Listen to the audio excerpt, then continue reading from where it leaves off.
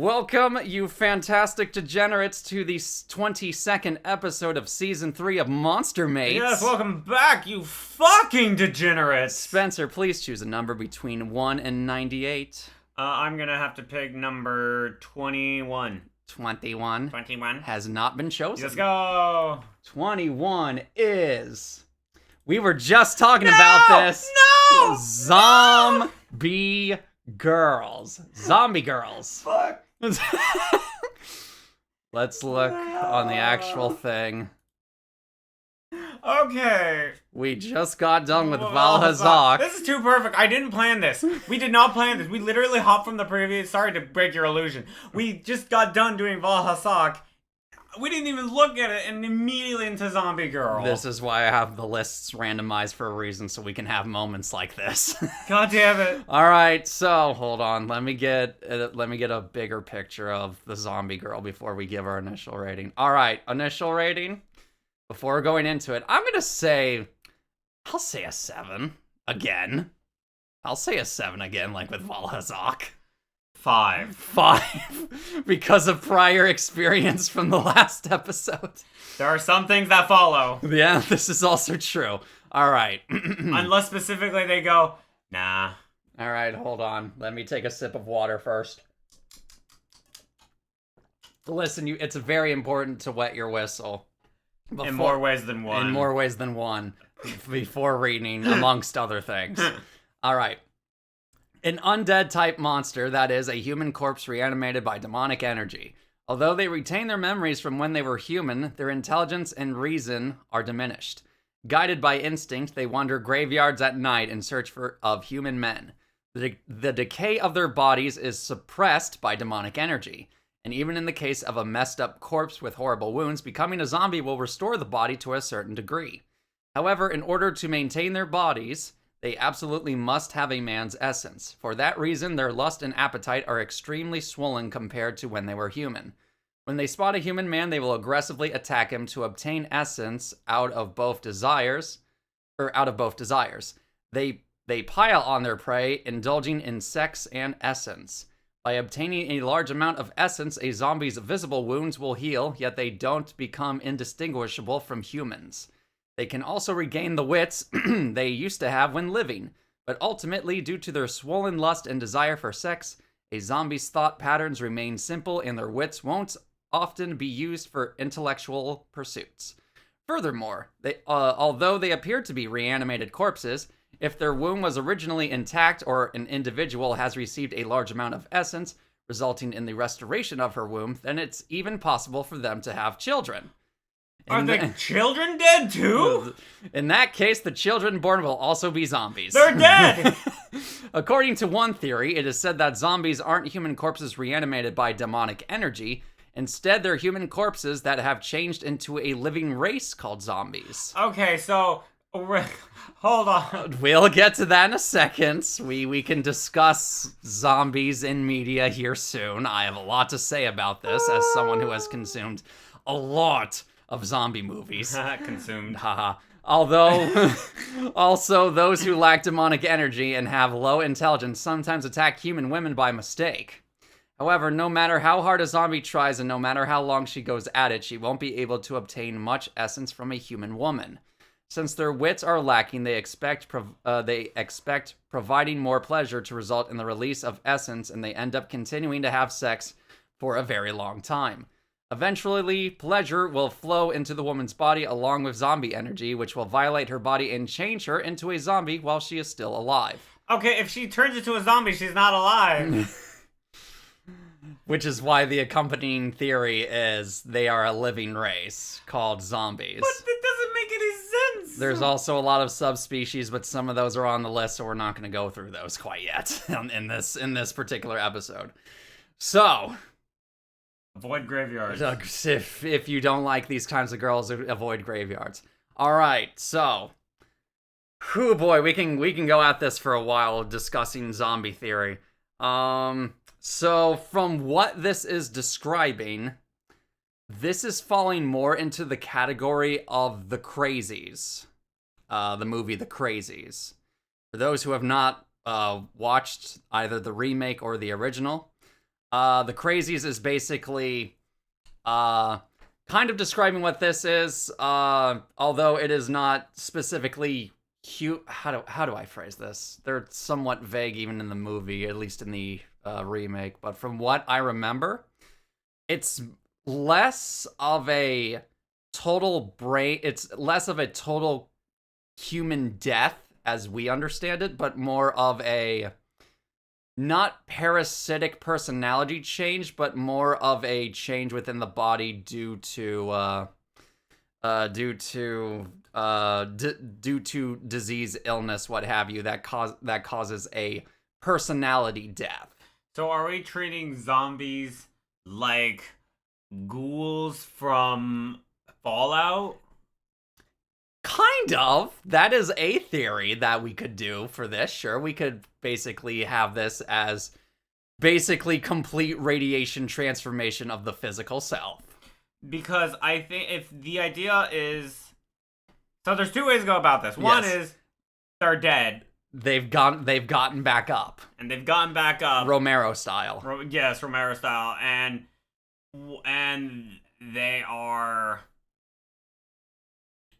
It's just weird because they're human corpses that have changed to a living race called zombies. But the definition of a zombie is being dead that's been reanimated. So how are they a race if their whole thing is being dead? Well, this could go into the whole, because we've gone into this before where monster girls will transform other girls into a specific kind of monster race because of the demonic energy. But that makes sense, but they're not dead. Okay, yes, that is true. That's like a permanent, But would you say that is a species death? So if someone died, you'd be like, that's a weird looking species. No. What I'm saying is their time as a human, being as part of the human species, is dead, and they begin their life anew as whatever race they become through the demonic energy. Are you following the logic? I see. So it's like kind of how I was saying with the ghoul thing, where once the bomb dropped, they got completely fucked over, and they got permanently scarred and zombified practically because of all the radiation poisoning and because of the aftershock of the nuclear bombs, etc. Yes.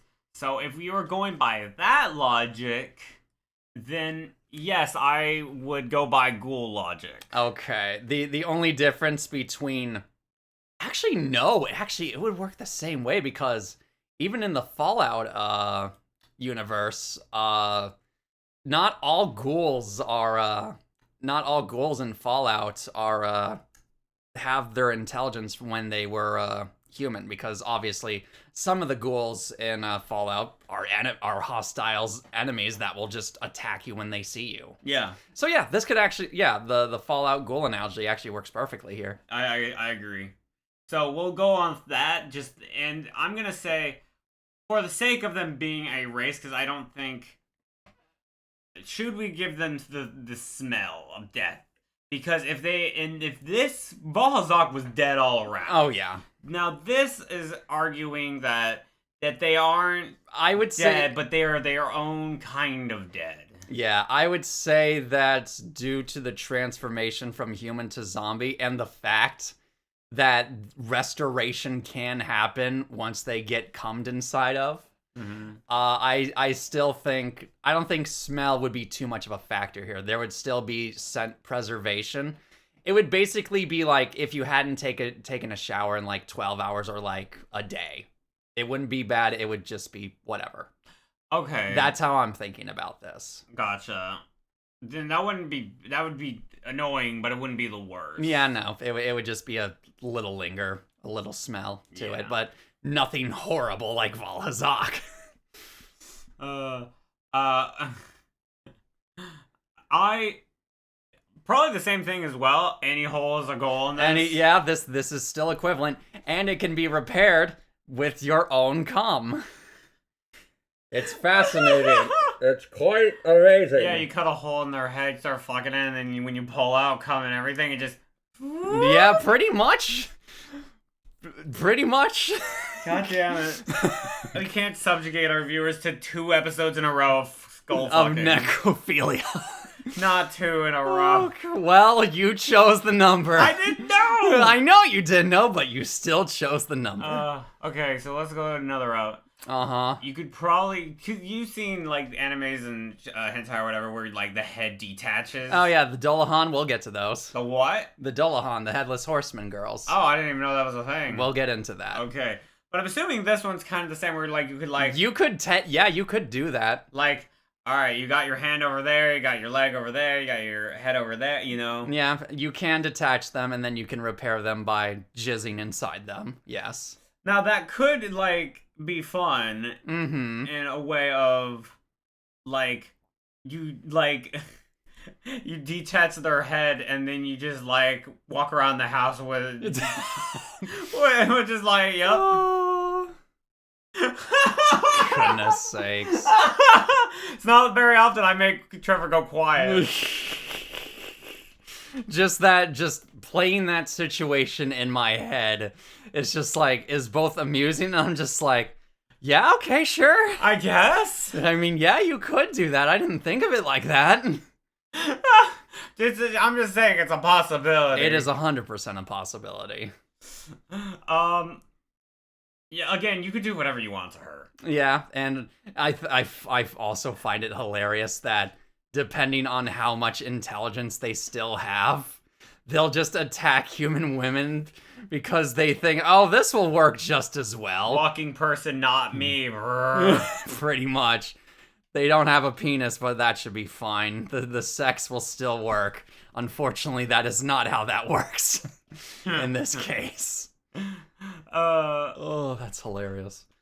Now, do they have previous injuries if they were like arrowed to death and they have like holes where the arrows were, or if they got sliced off, or like, or you know what I mean? Do they have permanent injuries from how they die? From what it says in the first paragraph, even in the case of a messed up corpse with horrible wounds, becoming a zombie will restore the body to a certain degree. Oh, okay. To a certain degree. So what I'm thinking is you'll still have like scarring, but it won't be open wounds. Right, okay. It'll still have like the scars and whatnot of the damage, obviously, that they took when they were still alive.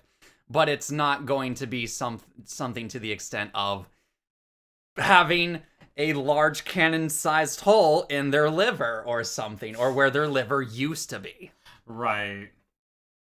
Just a giant gashing hole. Yeah, from like if they got shot by a cannon in like the side of their stomach or something. That's not going to be there when they reanimate, or at the very least, the scarring will be there, or at least some sort of skin distortion, skin distortion. I see. Yes. I think we can give our final rating for this. Can we? I think so. Unless there's nothing else. Well, we've been going on for enough. I don't think there's anything else. Well, I mean, what's it? You can get them pregnant as well, which I also find. Oh God, I forgot to talk about that. Oh God. You can get them pregnant, which is also very hilarious. What the fuck? You can get them pregnant. That is very Romero-esque. Why would you give birth to zombies? Why would no? Because that still goes into the theory of zombies being their own actual race. True. Which would also. I'm going to preface this by saying I haven't looked at enough Fallout NSFW mods. I don't believe you. No, I haven't. Not for New Vegas. Oh, okay. Yes. So I have no clue if there are any extremely in-depth NSFW things for Fallout New Vegas, where if you have one of those have sex with the monsters mods, if they go into the hyper detailed stuff of how anatomy works for those NSFW New Vegas mods. What I'm trying to say, could you get a ghoul pregnant in Fallout New Vegas and that baby is a ghoul? I would say yes, because of all the radiation that's still clinging onto that person's body of the ghoul woman. Oh God. Yeah, I know. But again, I don't know for sure. I haven't looked at those mods in particular. because I want to shoot, bang, and do funny role-playing game things. So this is fucking a zombie is a commitment. It really is. For your endurance alone, because they just want sex, because it will to an extent bring back some of their intellect and wit, and also B, it also heals them. You know, one thing I didn't think about is that you could just put their head on a different body. You could, yeah, you could. Wife, have bigger tit now. Yeah, you could totally do that, and it would technically be a quote unquote permanent change as well, depending on how much you have sex with them. Yeah, and you could constantly swap it up. Yeah, it's a yeah, it's a pull apart doll. Spencer wasn't ready for that one. It's a fucking Mrs. Potato Head. It's a Mrs. Potato, Mr. Potato Head on a hole. Oh, goodness sakes. Oh, God. Oh. And they're choking hazards, too. Some parts of them are, yes, depending on what position you're in and where she is, shall we say, falling towards. But yeah, okay. Now I think we've gone over everything. So what's your final rating for this? I'm giving it a 5. You're giving it a 5? You're keeping your 5. I'm keeping my 5. I'll be real. I'll be 100% honest. Yeah? This is an 8. It's an 8? This is an 8 for me.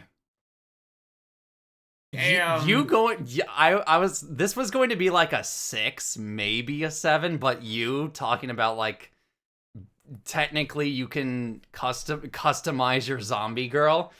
Oh my goodness, that got my brain a turning. Chugga choo choo for my brain cells over here. For my brain to go goo goo gaga. Pretty much. I like the head detachable thing. Yes. I like that you can customize. Mm-hmm. But that's kind of it.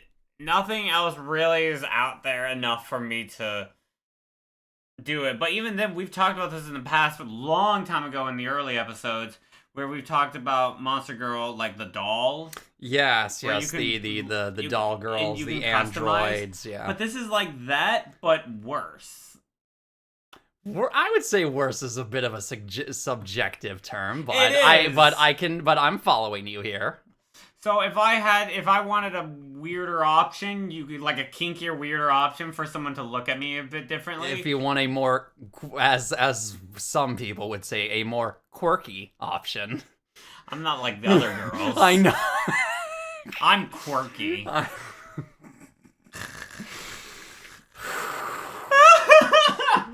I can detach my head. I'm not like other girls. I mean, I can eat myself out. I mean, you can. So can Dullahounds, but we'll get into that when we get to that episode. I still don't know what a Dullahound is. We'll get to that when we get to that. Well, thank you so much for listening, everybody. That was Zombie Girls. Tell us what you would rate a zombie girl down in the comments down below. And how would you play with your pull-apart zombie girl? If you liked this episode, feel free to give it a like. If you want to see more, consider subscribing. Please check out the amazing artist who did the art for this episode. And if you want updates on the show, feel free to follow us over on Twitter. And we will see you all in the next episode. Yeah, goodbye.